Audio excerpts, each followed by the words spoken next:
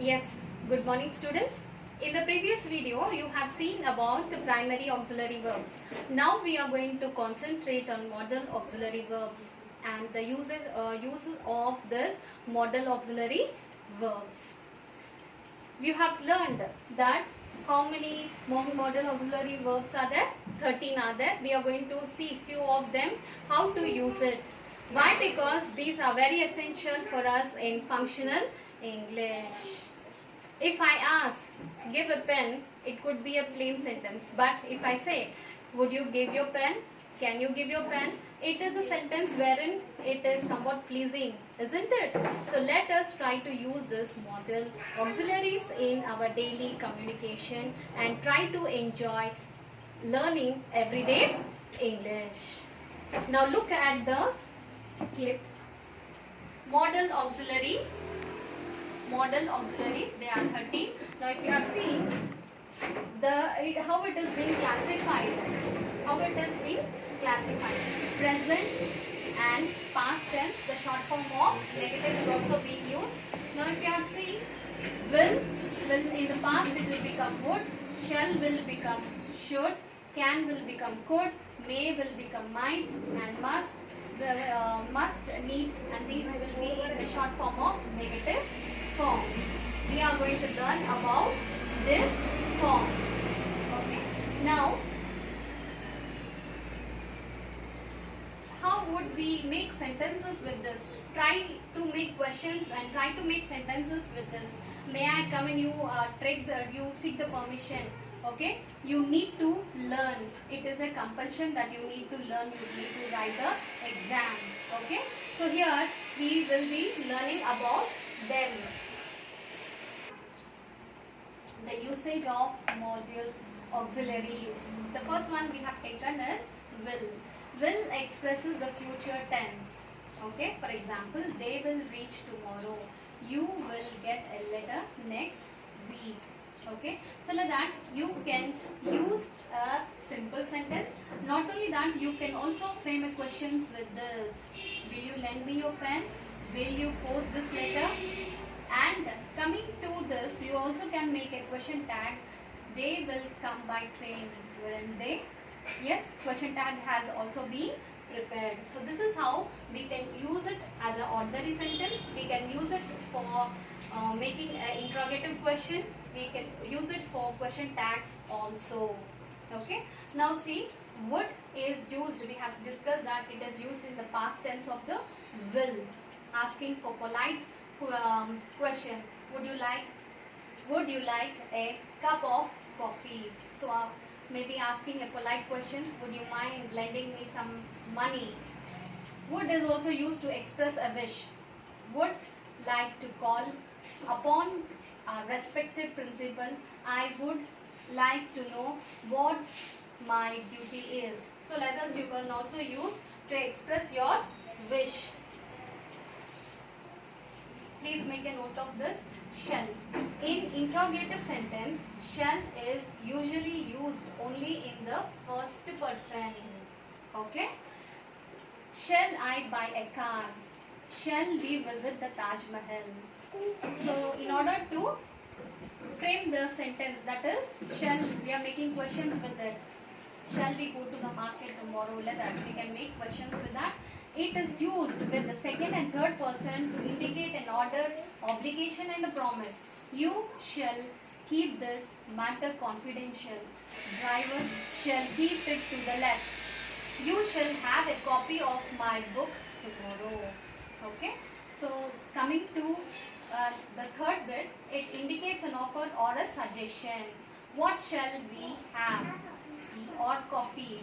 Shall I show you my digital camera? So you are asking, you are offering or giving your suggestion also. Should is again used over here. Now see very carefully, it expresses a duty or an obligation. We should respect our country. We should look after our old parents. We should be in time. Okay. Now if you have seen one more thing, we should is used to the should is used in the main verb which are preceded or followed by the clause expressing unreal condition. permissions. If I were you, I should accept this post. If I were you, I should not do that work.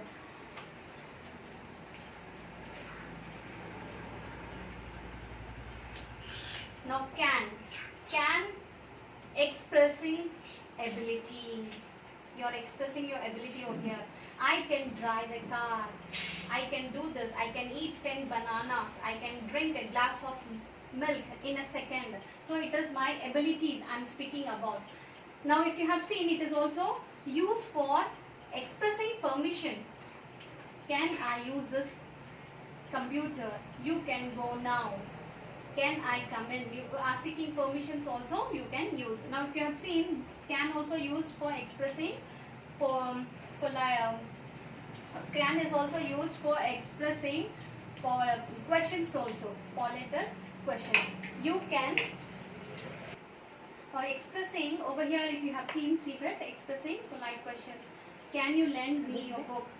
Can you come with me to the market? So this type of questions also can be asked. Can, the third, that is the D part, is used to express possibility. I can do this work in an hour. Watching TV for long hours can damage the eyes. So it is expressing possibilities could be used. Now can we have seen? Now let us see could. Could is used for taking permission. Could I use your mobile? Could I have a glass of water? It is also taking permission. It is used to make a request. Could you give me a cup of tea? Would you tell me your telephone number? Would you please help me? So it is a request that you are making, and could is also used to identify. It is used to indicate an ability. I could solve this problem. He would read without glass. He would speak Hindi. So you have seen that how we can use for expressing, taking permission, for request, and indicating abilities also we can use. May. May is to express permission. May I come in? May I go now? It is expressed to express. It is to express practical possibilities. He may win. She may agree. They may accept. It is also used to express a hope or a wish. May you live long. May God bless you. May you have long life. So in this way you can also use for hope or wishing in the future. Okay.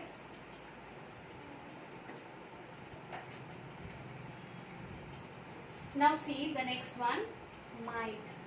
Might, it indicates a more doubtful possibility.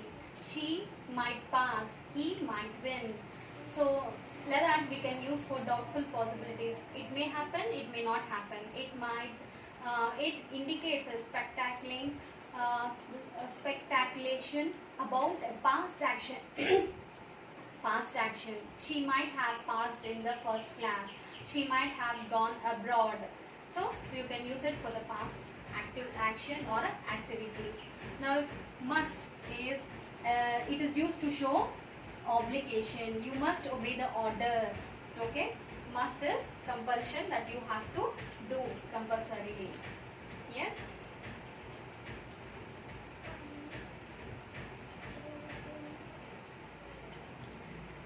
Okay. Regarding must, we can also show obligation. You must obey the order. We can also have an interrogative questions.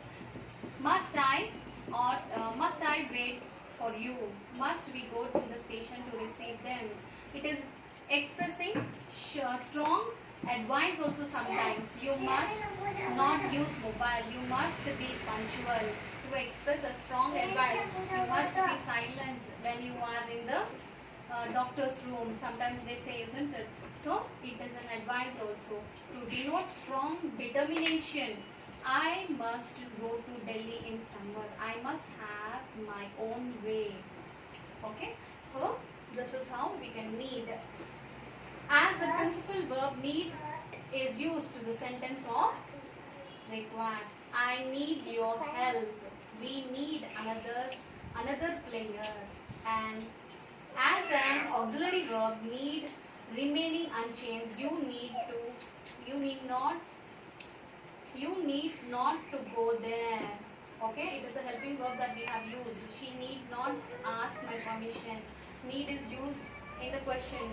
Need I wait for you? Need I come again? So can also be used in certain cases. Dare is also used as a principal verb. Dare is used in the sentence of face boli. She dares to speak English. He dared me to swim across the river. It is used as an auxiliary verb. She dared not to do. I dared not follow him.